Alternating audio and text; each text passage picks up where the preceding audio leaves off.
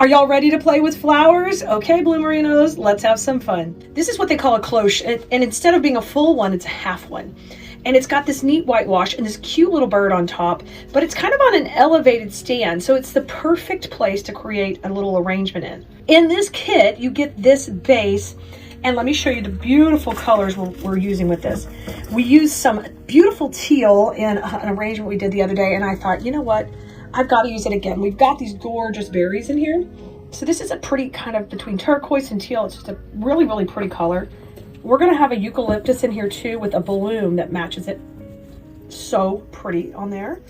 And then some fishtail fern. So we don't have a ton of florals here because I'm going to try to kind of make this in the back. So I leave a little bit in the front to kind of add a little bit of mystery and interest. You know, I love to do that. I'm teaching design school like that every week about lines and direction and placement and how you tell a story with your work.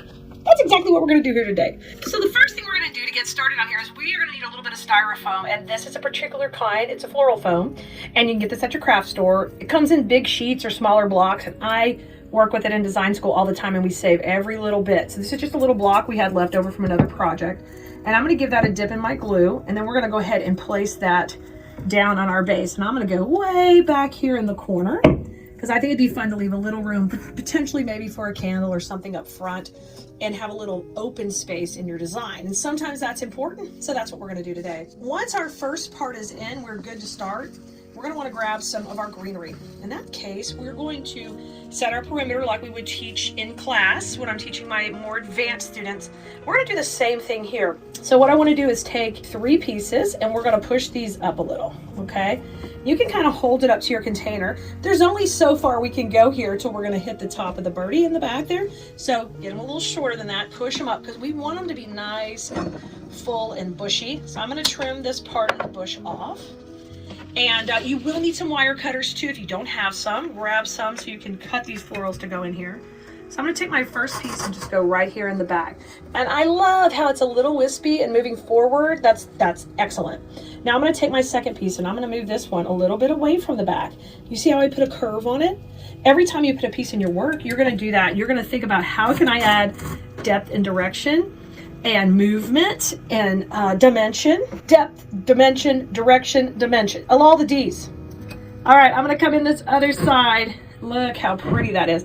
So we got a great base started, and when you look from the back, look how pretty that light green is on there. Oh, yes. Now, listen, if you want to get 3-dimensional later, we can, and we can come out the back, but right now, we're just starting with this on the base. It's time to get a little color in. Hold the rest of that greenery off for a minute. We'll bring that back to the foreground. Hey, I talked about depth. I'm bringing the depth. All right, we're going to start to prep this one, and I'm just going to tear these off the stem. And florals come on long stems a lot of times, so you have the ability to use them different ways. But you don't have to fear if you want to cut them or make them shorter. A lot of them are really beautiful. And when you do that, I always recommend kind of holding on to the stems that have a good wire, because those we can use, you know, for other support wires and in other projects. So just hold on to those. We can use those down the road somewhere. Now that we've taken these and we have shortened them way down, we still have to kind of make some adjustments because we're trying to work inside our design. So we're going to take and trim one off. I'm going to have this little baby on its own, and we're going to work this one right up in the middle in the back. And we're trying to keep this really beautiful and sweet so that we can have some empty space in the foreground. All right, now I'm going to come off to the right side. Awesome. Just tuck that one in. Oh yeah, she's looking good. And I'm going to move her up just a little bit. And now we're going to do a little section on the left. And I'm just cutting off these babies that are in clusters of 2. So I'm going to keep those separate. I'm going to go on this side. And I'm just dipping in my glue. My electric skillet with the glue is off here to the side so I can get my hot glue in there. Oh, that looks great. Now you can see we got a great start here as we create our base. All right, we've got 3 of these left. We're going to hold off for those just a little bit. Now I want you to bring back some of your fern greenery here that we started off with, our fishtail fern in the cream color. And I'm going to take and push these short, really short on these. We've got our height. Now we want to add that this neat wispy texture to the front of the arrangement, and I would call that the foreground. So I'm going to take and cut these shorter. Look at that, look at that. And we're going to work right here in the back. All right, I'm coming in. And now I'm leaving a little space in the front. So I want to work these on either side. Yeah, just like that. So we kind of got this little concave cloche working out for us right here, okay? Now, before we get more dimensional on the edges and things, I want to go ahead and start to get our berries in. These berries are super cool because they're also wired right down to the base, and that makes them just really, really easy to work with. Now, I want to use these low to the base on this design to start with. They're going to cut these pretty short, and then I'm going to take, and we're going to start to tuck these in right between where we put the eucalyptus. Oh yeah, I knew they were going to work so good in there. It's going to be so cute. Okay, I'm going to take another one, and we're going to work that in over here too. Arrangements like this are great for beginners. When you're done, you have a neat piece to use in your home. This looks adorable next to like a frame just sitting on your cabinet. And you get, oh, look at that little pop of berry in there. So I got 2 of the berries in. You don't even have to have room for the candle in here if you don't want to. Like if you want to, you could probably start to see how much more you need. But let's assume you don't want to put your own battery operated candle in there. I want you to be able to fill in and finish this design coming out. Leaving a little space, but you know, having the movement and all that direction that I love. And I hope you love too. I hope you start to love that. So I'm gonna bring that straight out forward. And then I'm grabbing some more berries here, and I want to take these berries. We're gonna have them a little longer, but I'm gonna have them kind of sit on the base. Now they're still gonna go into the foam. They're not gonna be separate. They're still gonna pop in right here. So that way nothing can break off or, oh yeah, looks good. You know, why it starts to look so good is because of the layering we're doing here. And we've got it just coming out so pretty.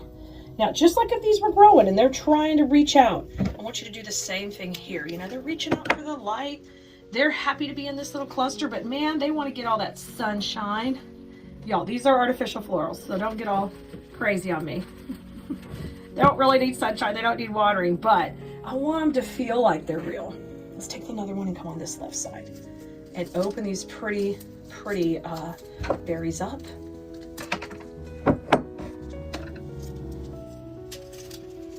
I'm gonna give that a little bend, and now we're coming on the left. Yes, that's so beautiful. All right, I want one more eucalyptus kind of coming up and swooping around here. Oh yeah. Oh my gosh, look how good we're looking, y'all. Oh, it's so sweet. Now we're gonna break it up just a little with a couple of the fern in the center. One here coming out, and then I want a little more center left. Y'all, and when you grab this kit, don't forget, it will have a QR code that you can just scan with your phone, like you're gonna take a picture, and then it will come up to the link, and you can come back and watch this video, so you won't spend any time trying to find this again. Look how cute this is gonna be. Oh my gosh. Now I'm gonna take my last berry, and I'm gonna use it up a little higher, and I'm gonna kind of guide our eye up here and remind us we've got that cute little bird on the top. And you could add whatever you wanted to this. If you had a battery operated smaller candle too, you could put it just right into that foam. If you had like instead of a pillar, like a taper, oh my gosh. It could just work in right between all of these. I went on the edge of the foam, but I got it. Okay. And this one I might open up a little bit more. And then these I might change them up by keeping a couple open, maybe some tighter. You can play with that. But look, whether you leave a space to add your own cuteness in there, or you take and fill it all the way full like we did here, I think you will love this design. It's super sweet, and you get the cutest container too here to make it look amazing. I hope you enjoyed making this with us, and I can't wait to see you having fun with flowers. Bye, Bloomerinos!